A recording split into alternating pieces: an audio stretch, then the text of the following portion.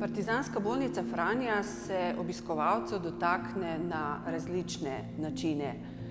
O tem pričajo zapisi v knjigah vtisov, ki jih hranimo v muzeju, različne objave, filmi, celo roman je pred leti izšel v italijanskem jeziku.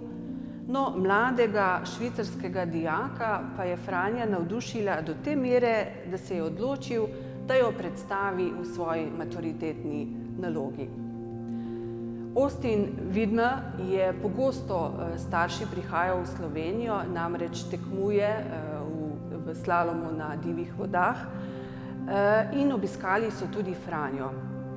Odločil se je, da jo bo predstavil, kot rečeno, v svoji nalogi in najprej je hotel predstaviti zgodovino, ker pa ni našel mentorja, se je odločil, da bo izdelal maketo. To je bila kar zahtevna naloga. Z očetom sta sama opravila meritve v Franji, potem je sicer našel stik tudi z restavratorskim centrom v Ljubljani.